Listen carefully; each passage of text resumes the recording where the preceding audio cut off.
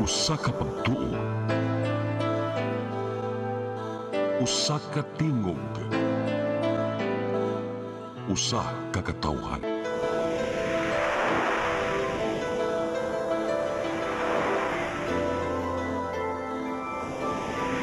Cebu Catholic Television Network.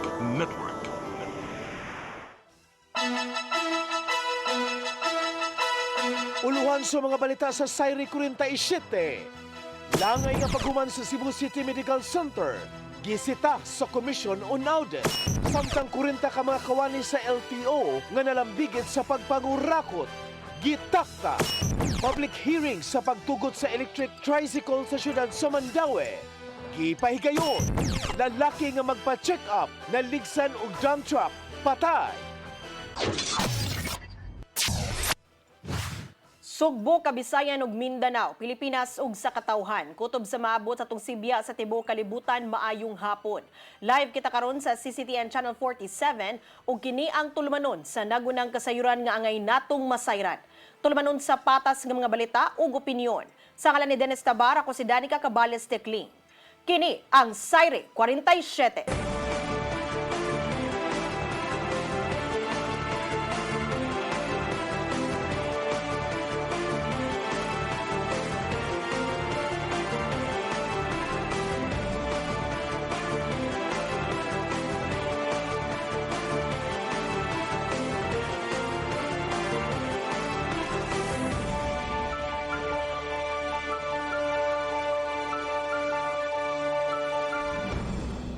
Ug karon sa kompletong detalye sa mga balita, kamahinungdanon sa mental health sa tao, gingusgan sa Catholic Bishops' Conference of the Philippines. Nangayo sabog pasaylo ang kaobispuhan sa mga pamilyang nabiyaan gumikan sa maong matang sa kakulian. Ang kasayuran hatod ni Mary Rose Sagarino.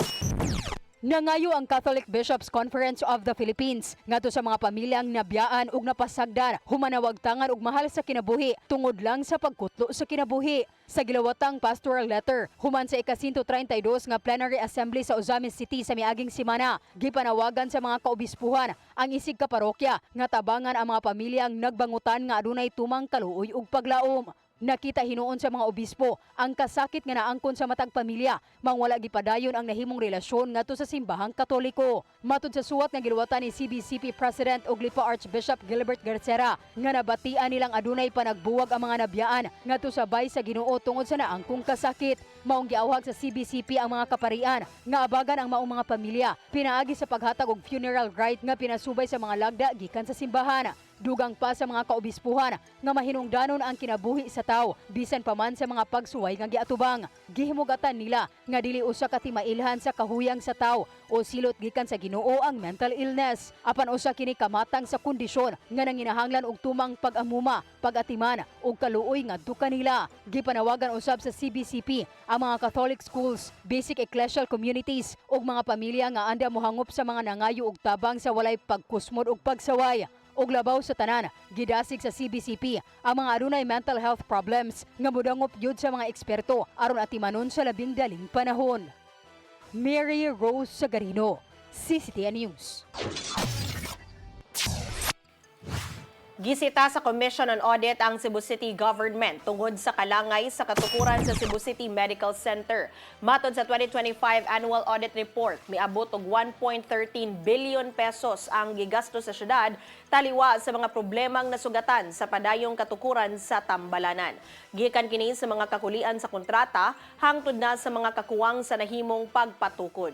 Sumapaw sab sa COA nga kuwangan ng syudad sa detalyadong engineering activities aron masuta ang hinungdan sa kalangay sa maong proyekto.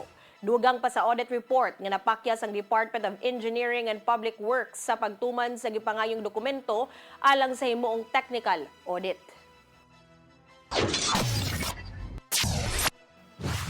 Medical mission sa lalawigan sa Sugbo gitingwang i-regulate ug hiusahon ang pamaagi. Kini aron masiguro nga luwas ang mga pasyente sa mga medical procedures nga himuon sa probinsya sa Sugbo. Ang kasayran hatod ni RV Veloso. Gituki sa sakop sa Hunta Probinsyal ang mga paagi nga mahanay ang mga medical missions ubos sa hiniusang paagi sa lalawigan sa Subo.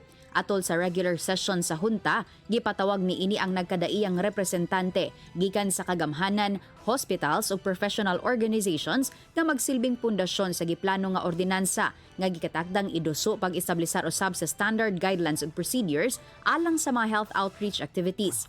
Ang maong diskusyon pinasubay kini sa imbitasyon nga gipangamahanan ni Bukal Stanley Caminero.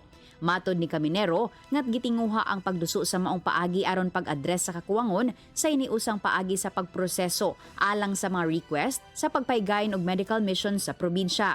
So, mao na nga atong gi-invite as an initial step sa proseso. Kaya doon na mo proseso ang pagbuhat og ordinansa to make sure nga we have heard from the experts, from the resource persons, from the stakeholders, mo na ang Cebu Medical Society dire, ang ato ang president o past president. Ang maong ordinansa nagtinguha nga mohatag og proteksyon sa mga pasyente ug medical teams nga mangayo og koordinasyon sa lokal na kagamhanan. Pagsiguro nga mga lisensyadong healthcare professionals lang ang mopahigayon sa health mission ug mohanay sa klarong standards aron nga malikayan ang dili maayong mga insidente. Subay sa naandan nga paagi, gipasabot ni Attorney Mark Fua nga nagrepresentar sa Cebu Medical Society. Ang mga medical missions duna nay giya pinaagi sa mga palisiya sa Department of Health kon DOH, PhilHealth ug Universal Healthcare Act. Iyang gimug-atan nga nagpabiling responsable ug legally accountable ang mga doktor ubos sa kasamtangang civil ug penal laws bisan pa man og libre ang mga medical services nga ihatag niini. Subay niini gipasalig usab ni Bukal Kerry Kian Shimura, Vice Chairperson sa Committee on Public Health and Social Services, nga ang tanang mga nahisgutan ipaubos pa kini sa pagtuki sa komitiba. RV Veloso, CCTN News. Mi-hire og mga medical consultants ang Mandaue City Hospital aron mapalig-on ang paghatag og espesyal nga serbisyong medikal.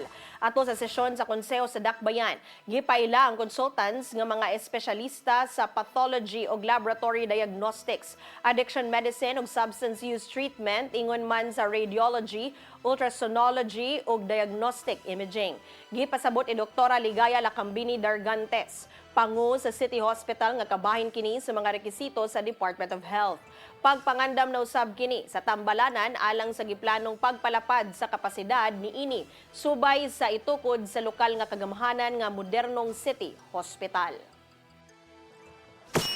Them on board because we cannot do the diagnostics plainly na result lang from the machines. We need specialists to interpret the results. Gitangtang sa Land Transportation Office 7 ang 40 ka mga kawaning nalambigit sa giingong pagpangurakot ngadto sa mga motorista. Mato ni LTO7 Director Attorney Wendell Dinglasan nga nagagikan ang mga gipangtaktak sa law enforcement teams, license plate distribution center ug office clerks. Nakahimo sila og mga kalapasan sama sa pagpangilkil ngadto sa mga nagproseso og plaka, pagpangutong sa matag violator ug fixing alang sa lisensya. Sumapaw usab ni Dinglasan nga tangtang dayon sa serbisyo ang ubang job order employees, gumikan lang sa maong binuhatan. Apan ipaubos sa due process ang mga plantilla workers, una pa sila pahamtangan og silot. Nanawagan si Cebu City Councilor si Sinio Bebs Andales nga susihon ang gidusong amendment sa House Rules sa Konseho. Sumapan niya nga kinahanglang subayon sa matag artikulo ang gidusong kabaguhan sa House Rules aron masabtan sa publiko. Kini aron muhaom sa panahom sa Department of Interior and Local Government bahin sa mahimong papel sa Vice Mayor isip presiding officer sa session.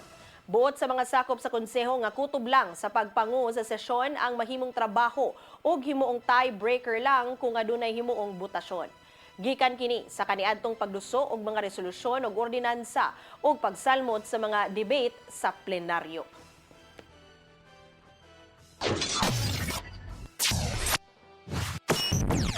Mosunod, public hearing sa pagtugot sa electric tricycle sa syudad sa Mandaue.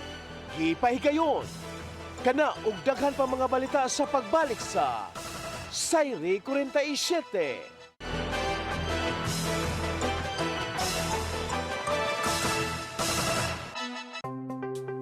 Discover the beauty of the Philippines.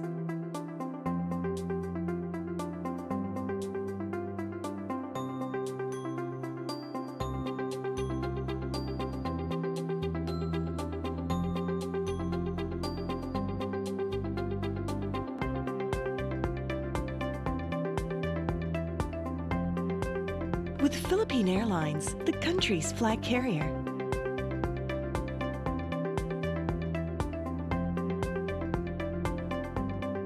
The airline that lets you feel the warmth of the nation.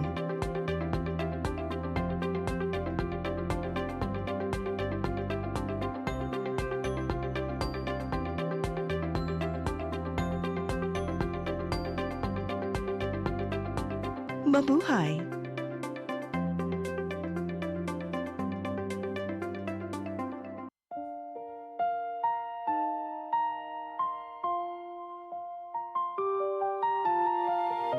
Gugma mo, paglaom ko.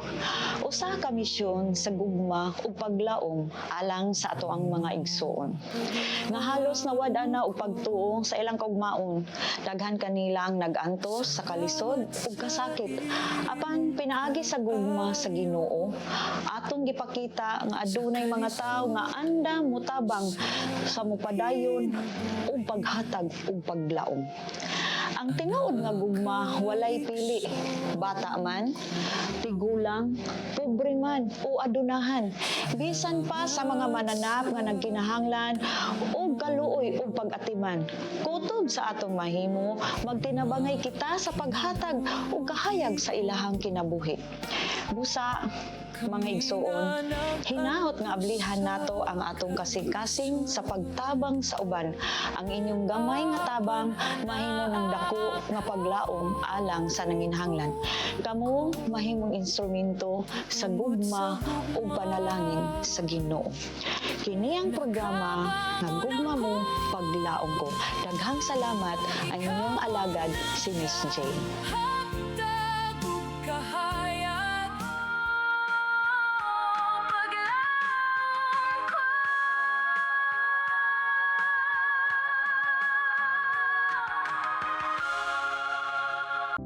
Ito po ang programa na hatid sa inyo ng OzoneMed Wellness Clinic kung saan ibabahagi ng mga doktor ang kanilang kaalamang medikal tungkol sa inyong kalusugan.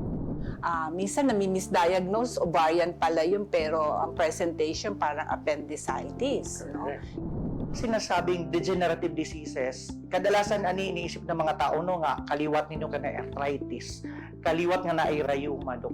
Pero unsa ba gyud ka big, unsa ba kalawak ang ibig sabihin nitong degenerative diseases, Dok? Yeah. So yung buong katawan, as we age, as we use it lagi, talagang dahan-dahan masisira yung mga cells, mga tissues, yung organs natin, dahan-dahan masisira yun siya. In our age today, it is very important that we have to really value yung aging process na to. Toxic na lang yung pinag-uusapan natin, but gaano ka-importante this time? Yung mga tao dapat sila educated about these changes ng global health. It is not the infectious disease that predominate. It is the non-communicable disease or chronic diseases. Sa New Start, we believe na ang pinakamalakas na patunay ng healing ay ang mga boses ng taong nakakaranas nito mismo. Tinignan ng OB, sabi niya, cervical cancer daw. Inisip ko, ang Panginoon, hindi naman ako pababayaan. Diba sabi niya, by His stripes, I am healed. OzoneMed Wellness Clinic New Start. Mapapanood every Saturday, 8 to 9 a.m. Og ang replay airing matag Miyerkules 1:00 hangtod 2:00 sa hapon. Dinhilang sa CCTN Channel 47.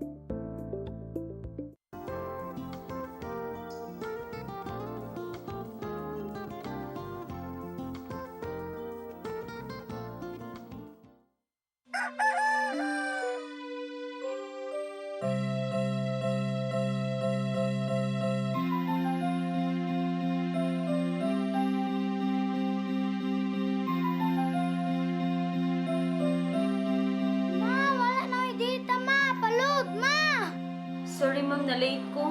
Nagita pa mong gusto para internet sa kong anak, ma'am. Ay, wala na yung problema. Pag sinisibo. Sinisibo, sinisibo. For your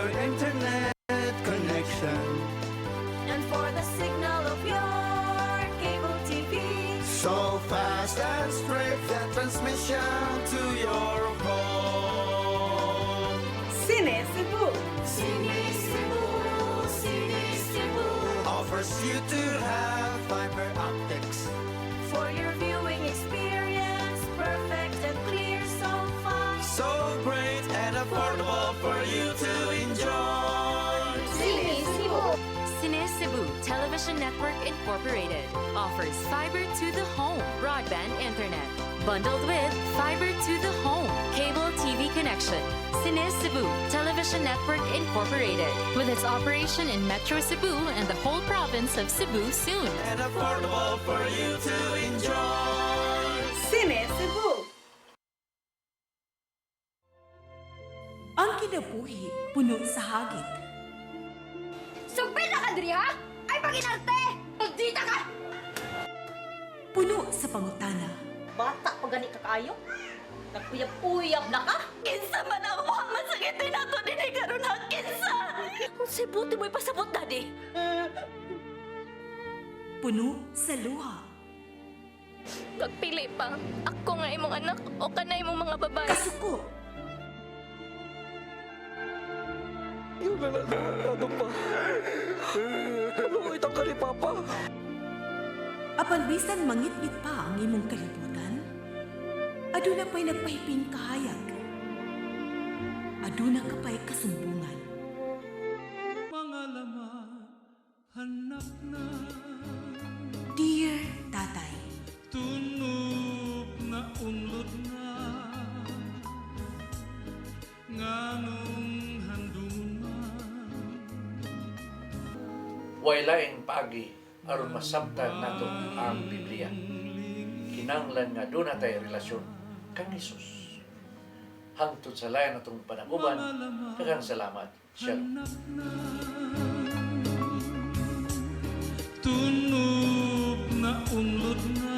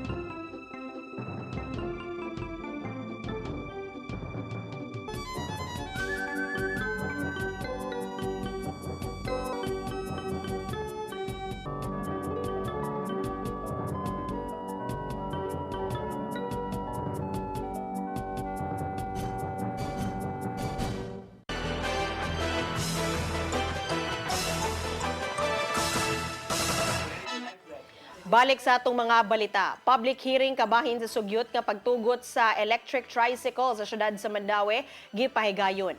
Prangkisa o gubang guidelines giusgutan. Ang kasayuran ni hatod ni Mary Rose Sagarino. Gitambungan sa mga konsehala, sakop sa Traffic Enforcement Agency of Mandaue kun team o mga driver ug operator sa pampasahero ang tricycle ang gipahigayong public hearing kaganinang buntag. Gihisgutan ang ordinansa ho ni Konsehal Carlo Fortuna nga nagtugot og pag-regulate sa mga electric tricycle. Nasabutan nga kung gustong mobalhin sa e-trike, magamit lang gihapon ang ilang prangkisa gikan sa traditional tricycle ug usbon lang sa papel ang klase sa sakyanan. Ang ruta, guidelines ug rekisitos susama lang gihapon sa traditional tricycle o gihatagan lang og opsyon ang mga driver. Sa kasamtangan, moabot sa 2,500 ka tricycle unit ang rehistradong nagbiyahian sa syudad. Basta dili lang mapunan ang number of franchise mo daghan. Basta magdepende na lang sa akong existing franchise mo hulip nga to sa gasoline powered type tricycle nga may lisensiya sa electric. Okay ra siya. Dili lang madaghan gyud ang unit ba kay traffic na ba kayo sad sa ato. Gihimugatan nga dili apil sa ordinansahon ang mga gagmayng e-bike nga sagad nga gi-impound sa kadalanan. For as long as kining mga e-trikes nga gipang consider karon as a mode of public transport, mo compliant lang sila ba? Meaning to say, duly registered with the LTO. Nya, ilahang mga drivers is duly registered. Nya, doon na sila kanang franchise duly issued by the LGU. Wala yun tayong problema, ana. Kay ang among gipanggukod just for the information kana raman ng mga kolorom kana mga way papel unya kana mga nanagan sa national roads nga kay bawtang gibawal na. Ang mga gustong mobalhin sa electric tricycle, kinahanglang mo parehistro ngadto sa Land Transportation Office. Ang e-trike nga tugtan mawang L3 ug L4 classification o mga dagko nga klase sama sa nagbiyahian sa Boracay. Sir, cost efficient because igo naman ka maintenance mo is baterya ra. Wala may lain kadagan niya na except ang braking system nimo ug ang battery. Gisugyot usab ni Fortuna ang pagbutang og mga charging station sa e-bike aron masuportahan ang gustong mobalhin. Mary Rose Sagarino, CCTN News. Paglambigit sa mga LGU sa nagkadayang teknolohiyang makatabang sa kalambuan, gihingusgan sa Department of Science and Technology 7. Atol kini sa gihimong Regional Science, Technology and Innovation Week. Ang kasayuran hatod ni Gian Navarro. Gihingusgan karon sa Department of Science and Technology ang paglimbigit sa mga lokal nga kagamhanan ngadto sa mga teknolohiyang makatabang sa pagpalambo sa ilang dapit. Atol sa tulo ka adlaw nga Regional Science, Technology and Innovation Week 2026 gagihimo sa Sugbo. Gipakita sa DOST-7 ang nagkadayang inisyatiba nga mahimong pahimuslan sa mga lokal nga kagamhanan. Kini aron matagamtaman hangtod sa yanong tao ang kalambuang pinasikad sa modernong teknolohiya. Usa sa mga gipaila sa DOST-7 ang Drone CV Industry Development Action Plan. Diin gingusgan sa mga lokal nga kagamhanan ug ubang sektor sa Central Visayas sa paggamit og drone nga makatabang sa makuting pagtuon ug uban pa. Anda moabag ang ahensya kung interesado ang LGU sa paggamit og drone gikan sa pagsubay sa kahimtang sa kaumahan hangtod na sa disaster response. You always think about utilization and that's why your question is how would other local governments adopt drone? Marami. Sa disaster monitoring, disaster response, you can also use it for agriculture. You can also use it for monitoring construction projects. Napakarami. Both horizontal or even vertical. Mitabang usab ang DOST aron masingusgan pa ang Smart Cities Initiative sa mga LGU diin adunay mga teknolohiyang himuon ngadto sa basic services sa ilang dapit. It would really depend on the priorities of the LGU in terms of what are their development plans that would be further enhanced by the Smart and Sustainable Communities Road Mapping that will be partnered with the OST. Apil sa mga misuporta sa mong inisyatiba, mo si Mandawi City Mayor Tadeo Jonky Uwano. Sumapa niya nga magamit ang modern technology sa pagsulbad sa mga sulirang giatubang sa dakbayan. Actually, me and Seco were talking earlier regarding getting digital scanning nato sa Tog City. In coordination, we already have a master drainage plan para sa future natong mga plans for our city. So for us, it's really gonna be helpful in terms of planning ahead. Gikan Hulyo 13 hangtod 15, ana sa Science Week ang mga booth gikan sa nagkadayang attached agencies sa DOST ug mga startup businesses aron ipakita unsa kamay nungdanon ang teknolohiya sa kinabuhi. Sumapaw sab di Solidum nga pinaagi sa tabang sa ahensya himong mas malungtaron ang pagpalambo sa matag dapit. If you really look at things, you need to have food resiliency, energy resiliency, climate and disaster resiliency, and even resiliency in digital changes to make sure that we all achieve national resilience. Ian Navarro, CCTN News. 563 ka mga graduates mipaso ato sa University of the Philippines Cebu 87th commencement exercises. Mi painumdum ang kadakuan sa maong Bantugang State University sa mga nakahuman nga ipadayon ang maayong integridad ug alagaran ang katawhan. Ang kasayran hatod pagbalik ni Gian Navarro. Mipaso na isip mga graduado ang 563 ka mga tinun-an sa University of the Philippines Cebu atol sa ika-87 nilang commencement exercises ning adlong Martes, Hulyo 14. Kini na ang 12 graduating class. Sukad pa niadtong tuig 2000 nga gilangguban og 469 ka mga undergraduate og 94 ka mga graduate studies. Mato ni UP Cebu Chancellor Attorney Leo Malagar nga resulta kini sa gipakitang katakos o performance sa mga bachelor o master degree holders. Gipainomduman niya ang tanang mga graduado nga subay sa pagpadayon sa kinabuhi isip mga profesional, kinahanglang ipabilin ang maayong integridad ug alagaran sa kanunay ang katawhan. Success may change their own lives. Service changes the lives of others. The country does not merely need more professionals. It needs professionals whose competence is guided by conscience. Gikalipay sa class valedictorian nilang si Athena Ella Antepuesto ug ang most outstanding graduate nga si Attorney Anica Fernandez ang kalampusang naangkon isip top graduates. Resulta kini sa tumang kakugi sa pagtuon ug paglambigit sa kasinatian sa matag leksyon. We are not just graduates. We are also children of this nation. And it is our responsibility to embody honor first, excellence next, and service always in what we do. The entire MPAF journey for me is an examination of experience. So I've been in the government service for more than 2 decades, but the MPAF program helped me, challenged me to examine my experience, much like an examination of conscience. Himong commencement speaker ang inilang broadcast journalist o profesor nga si Cara Patria David Cancio. May painumdum usab ang multi-awarded documentarist sa mga tinunan nga tinud-on sa ilang propesyon ang gitudlong mga prinsipyo sa UP nga mao ang husay, dangal at serbisyo. Dugang pa nga kinahanglang gamiton ang maayong pangutok sa tinarong ug saktong pamaagi. Importante yung diploma, pero mas importante kung ano ang gagawin mo sa iyong diploma at paano mo ito gagamitin para makatulong sa iyong lipunan. Walang saysay yung katalinuhan kapag hindi siya gagamitin para makatulong sa karamihan. Walang saysay yun. Sama sa naandang, adunay lightning rally inighuman sa graduation rites. Mato ni UP President Angelo Jimenez nga kabayan lang kini sa freedom of expression nga kanunay nilang gibarugan og hayan kining padayunon paingon sa tagsa-tagsang padulngan sa kinabuhi. Red tagging endangers lives, and anything that endangers life is against the fundamental right to life which is enshrined in our Constitution. That has just to be explained in all the languages, in all manners of communication, verbal or non-verbal, to make the nation understand. Hilaw man sa matag dumala sa universidad, nga ipabilin ang maayong pundasyon nga naangkon sa pagtungha paingon sila mga propesyon sama na lang sa tarong nga pagpenerbisyo o kaakuhan sa mga gipanghimo. Gian Navarro, CCTN News. Subay sa tinguha nga madungog ang mga yango-ngo ug dugang sugyot sa mga konstituwente ug lokal nga kagamhanan.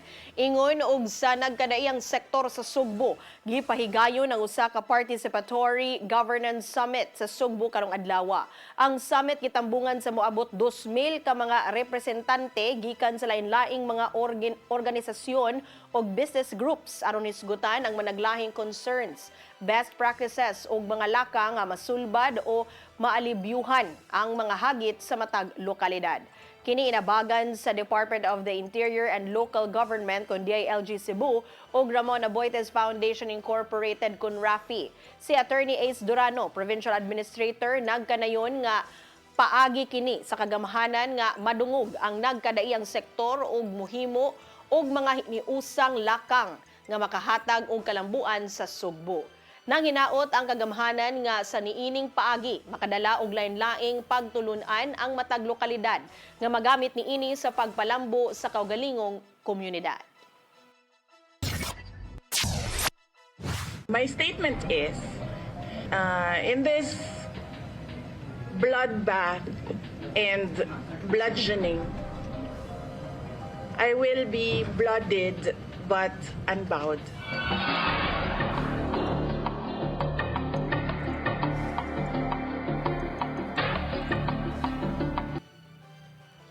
Vice Presidente Sara Duterte mitataw nga walay igong ebidensya ang mga pasangil batok niya subay sa padayong impeachment trial.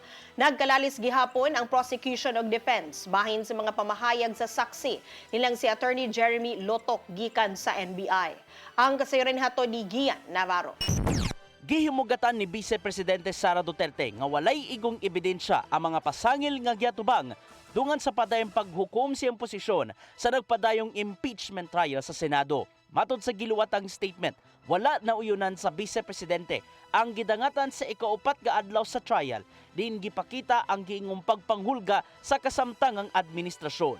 Subling gibarugan ni Duterte nga wala ra ni tumaw ang mga pagpanghulga o giingong ginama lang ang mga ebidensya batok niya.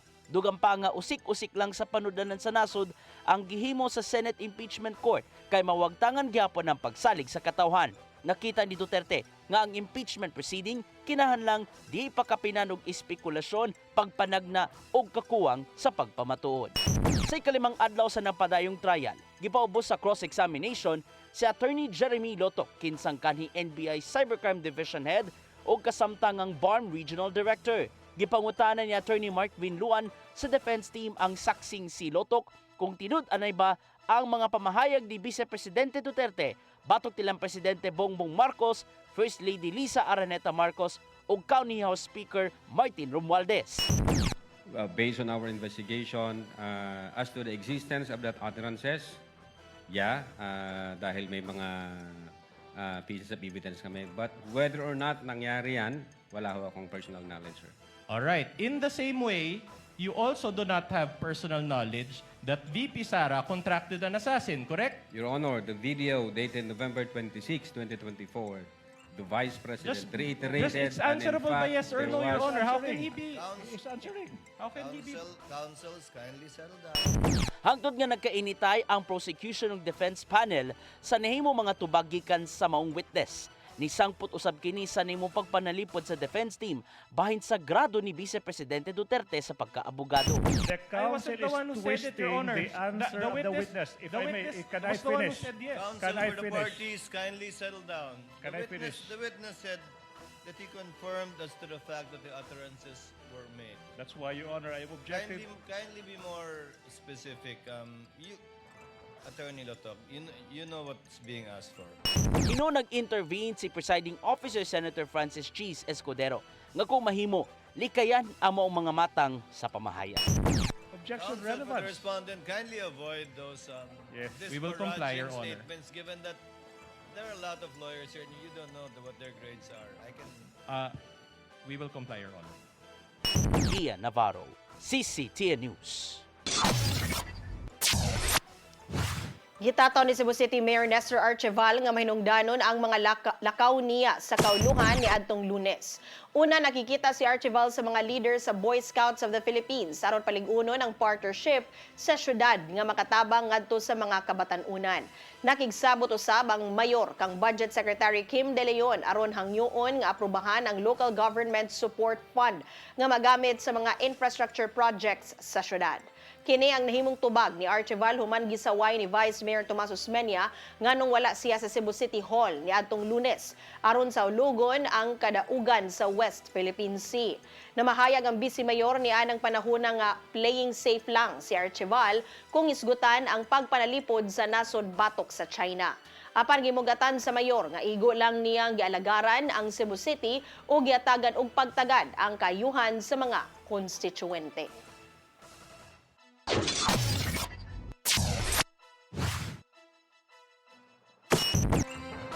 Mosunod, lalaki nga magpa-check up na ligsan og dump truck patay.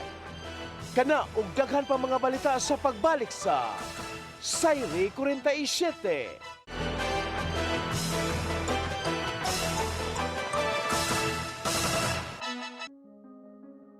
Nangita ka ba og wellness consultation o preventive health support? Ozone po will help, no? So pinapapasok niya kasi po ang oxygen sa cells. So there will be improvement po ng cellular function and reduction. When your blood are full of oxygen, well saturated with oxygen molecule, there are best outcome. At imano nato ang atong kahimsog pinaagi sa husto nga konsultasyon sa lisensyadong doktor. Some people, they are well versed with nutrition, but for others, they have very little idea of what the basics of nutrition are. Kaya with ozone therapy, makakatulong ito para mag-shrek yung mga tumors natin. Para sa professional consultation o general wellness services, bisitaha ang Ozone Med Wellness Clinic branches sa Davao, Bacolod ug Cebu.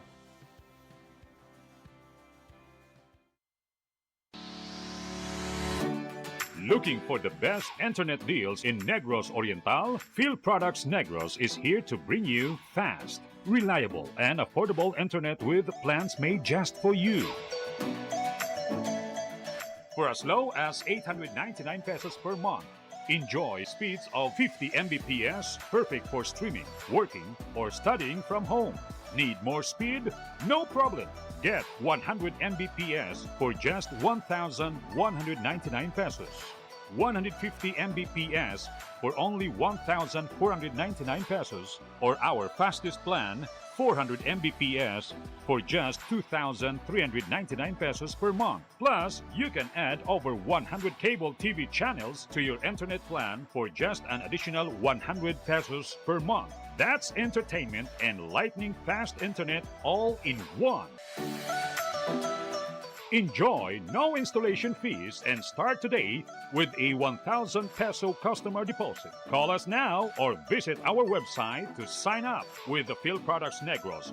You get internet that's affordable, reliable, and local. Field Products Negros, bringing you closer, faster.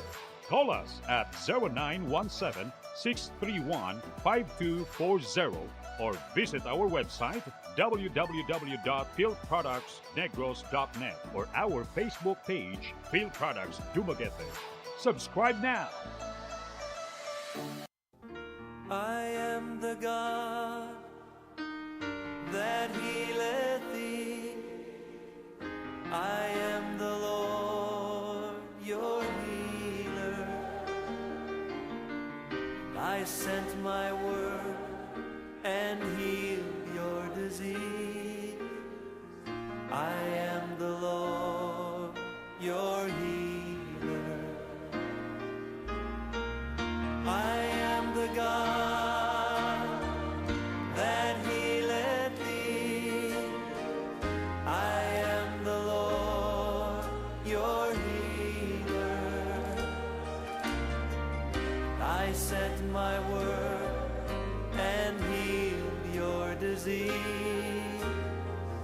I am the Lord, your healer.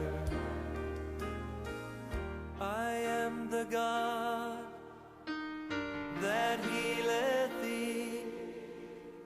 I am the Lord, your healer. I sent my word and healed your disease. I am the Lord, your healer.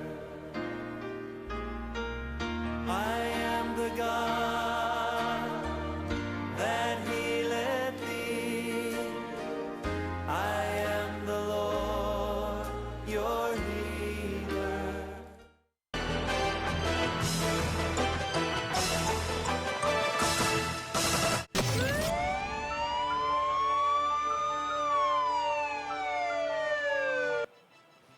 Balik sa atong mga balita. Lalaki nga nagmaneho sa iyang e-bike aron magpa-check up sa usa ka klinik sa Barangay Dulo, Fatima.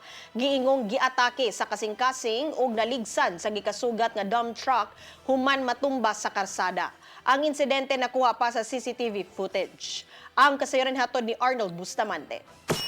Patay nang nadangat sa Cebu City Medical Center ang usa ka 76 anyos nga lalaki nga padung-unta nga magpa-check up sa usa ka klinik sa Dulo, Fatima human matumba ang gimaneho nining nga e-bike ug daligsan sa gikasugat nga dump truck sa Sipadilla Barangay Mambaling sa Surigao, Sugbo. Alas 9:15 kada ng buntag. Ang biktima gilangan si Joel Barcenas, 56 anyos, taga Sitio Alumnos, Barangay Mambaling sa Surigao, Sugbo. Sa investigasyon sa Traffic Enforcement Unit sa Cebu City Police Office base sa kuha sa CCTV camera nga nagsubay sa dalan Sipadilla ang dump truck paingon kini sa FB Steel Street nga gibanihon ni Gilbert Argente, 42 anyos, taga Sitio Langob, Barangay Siraubo, kirang dapit sa Dakmen sa Sugbo, ug ang e-bike sa managlahing nga direksyon. Gingong paingon ang biktima sa usa ka klinik sa Barangay Dulo, Fatima aron magpa-medical check-up. Apan pagabot sa mga dapit base sa CCTV video, kanit lang nga nasaraysay ang e-bike ug nabagtagan kini kontrol ang driver paingon sa wala nga bahin ug natumba kini sa sementado nga karsada nga mao hinungdan nga nalatayan ang lawas dinhi sa ligid sa luyong bahin sa dump truck.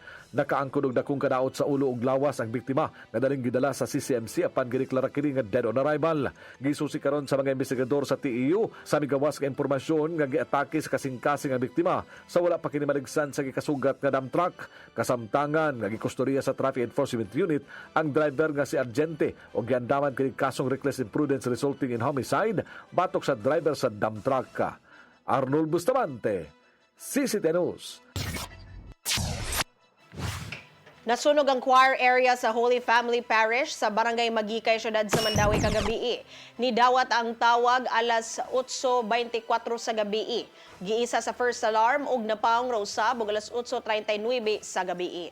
Mato di Fire Officer 1 RJ Mendaros, Information Officer sa BFP Mandawi, nga ang personnel sa simbahan mao'y unang nakabantay sa sunog ug mitawag gilayon sa BFP. Wala na'y misa o bisan unsang serbisyo sa dihang naitabo ang insidente. Padayon pa ang investigasyon aron matino ang eksaktong hinungdan sa sunog. Apan giingong posible nga may kalabutan sa electrical ang hinungdan. Posible nga electrical kahit naman dito sa dapit sa mga sound systems kasi naiwa na kuan ba na ibot. Mao kadto naglangkob sa atong mga balita sa Saire 47. Sa ngalan ni Dennis Tabar, ako si Danica Cabales Tekling. Hangtod ugma sa inyong paboritong tulumanon. Saire 47.